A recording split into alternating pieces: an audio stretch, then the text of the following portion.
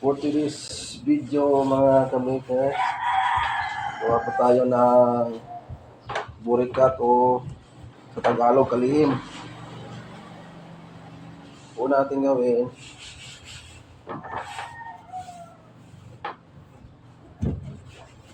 maglagay tayo ng dough sa ibabaw at sa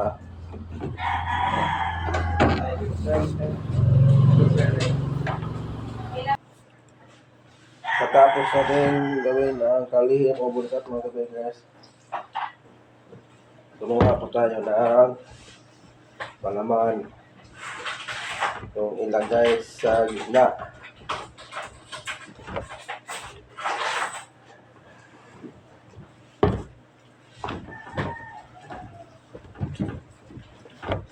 Dapat yung palaman ng kalihim o burikat dapat malapot.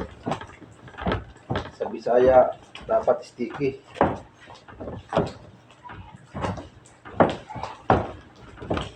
Pagkatapos ma-mix yung harina at saka asukal mga ka-bakers, lagay po natin dito, dapat pantay.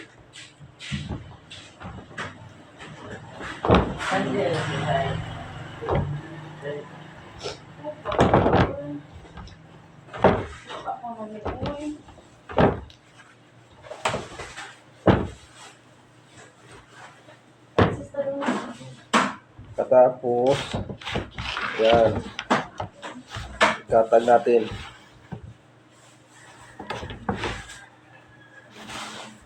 Yan.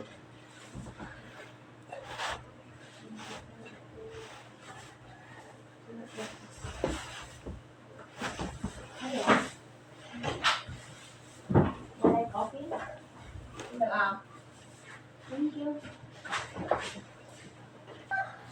Pagkatapos natin itong bigyan ng palaman yung kalihim o burikat mga ka-bakers, lagay po natin itong ito sa taas. Tsaka dapat ganyanin yung tuwa para yung palaman hindi na malabas.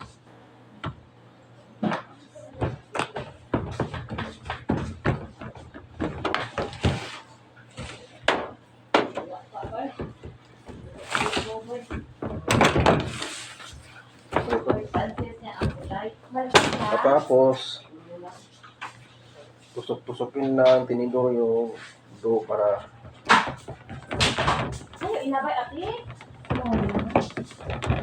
pantay ang tubo niya.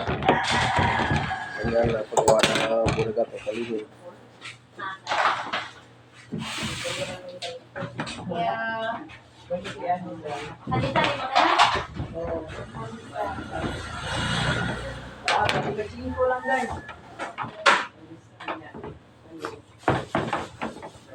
Sa 1 year nga burikat mga ka-bakers, dapat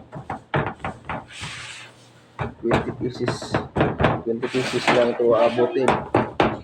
Yung pag-slice niya dapat square.